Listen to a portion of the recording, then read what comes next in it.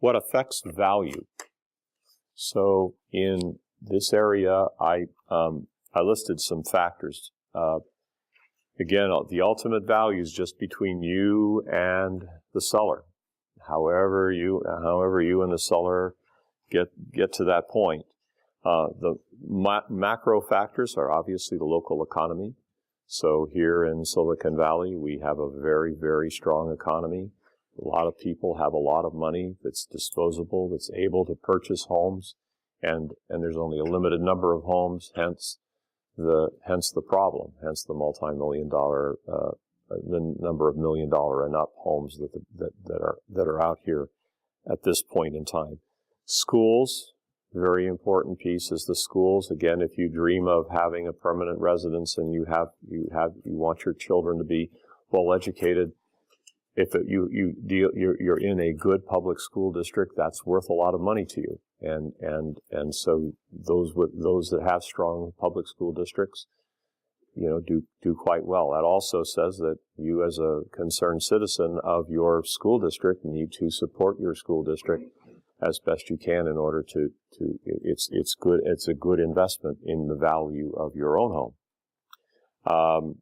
Location. So you've heard the story, right? Location, right? You want to be as close as you can to things that are important to you. So maybe it's close to the freeway because you've got to get to work that way, or maybe it's close to the train, or it's close to a very, very nice park that your children will be able to play in, or whatever.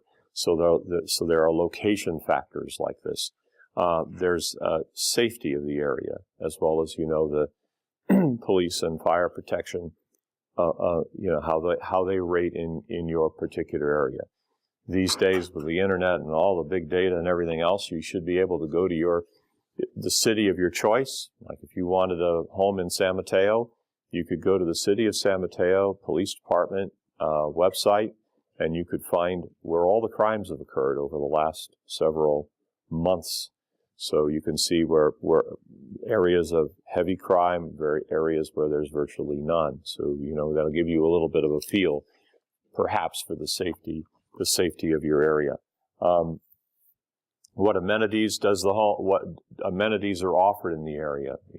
Is it close to things like a great university, for example, or the things that you like, the arts, other things? Is it close to the snow? Is it the things anything that you consider those may sway value?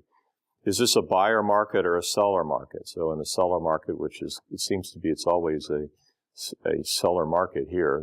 The seller has the upper hand. There are more buyers in the market than there are places for them to go. And then so when a seller is in that situation, they can take advantage of it and raise their prices accordingly. Availability of financing. So at sometimes you'll hear about it, but it'll be very, very frustrating when you're out there trying to get a loan. There are times when money is just simply tight. So the interest rates will be higher, but not only will they be higher, the standards for borrowing will be higher, and it'll be more difficult for you to obtain a loan. That has an effect on the market. Climate. You like the sun. It's not a good day for that, but you like, 300 days of sunshine a year, or you want the snow, whatever you want, that factors into this. Micro factors. So these relate to perhaps the individual home that you're thinking about buying, the condition of the home. How does it present? Is it freshly painted? Does it look nice? Does it look like you could just walk right into the home? Versus, here's a 40-year-old home, a person just died, the family's, is putting the place up for sale. They haven't put a whole lot into it. It needs a lot of work and so on. Well, that kind of home is going to go for a lot less. Age of the home. Curb appeal. So how does it look when you just drive up? I saw a home. I got suckered into buying a home because it was so beautiful from the curb. Just looked like just an absolutely gorgeous home. Problem with the home was, though, that it had fog or cold about 300 days out of the year. My wife certainly didn't like that, and we had to get out of there as quickly as we could. Like a Lakewood Circle in San Mateo, fortunate that we were able to get out of there. Well, what else? So then the features of the home, right? So kitchens, the kitchen's the most important room for a lot of folk. You know, is it modernized? Is it what you want? Is it what you want as part of family? Bedrooms and bathrooms, you know, again, are they modernized? Are they, again, is it what you want? Does it present nicely for your guests? Is it functional for you and for your family, for your children? Can you imagine your children who are now 3 or 4? Can you imagine them studying in those rooms? You know, by the time they get to high school, where would they be in the house doing that studying? For example, think out into the future, because this is your home. This may be your home for a very long period of time. And then, who is selling this home? This gets at, again, the business of the buyer-seller relationship. As a buyer, you would love to be able to find somebody who's selling this home out of a divorce or out of an estate sale. So, you know, divorce, the mentality of that seller is going to be, I want to put everything behind me now. I need to just I want to get on with my life, leave this behind. And if I have to share half and half, you know, a $50,000 difference in price is really only $25,000 to me, right? Similarly with heirs to real estate, if you say, let's say there are 5 kids that now in combination own a very, very nice home, that $50,000 difference, if you could get a $50,000 discount, is only $10,000, you know, to each of them. They've never lived there. Also with estates, the other thing on an estate sale is it's a hassle. It's a hassle for both the buyer and the seller in this situation. So if in a typical estate sale, you don't get to know everything about the home, right? Because the heirs may not know that there's a plumbing problem in the home. And because they're heirs, they don't have to disclose that to you.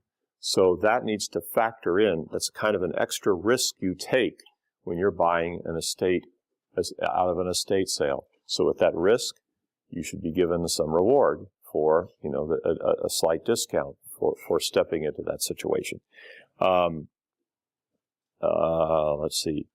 What else was I going to say? Okay, so the hassle is then you make an offer to the executor of the estate. I'm going to pay you $1 million for this home.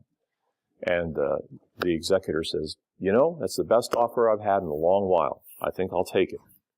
But before they can take it, they typically have to go to a court of law and have a judge approve the sale of the estate, of that particular home.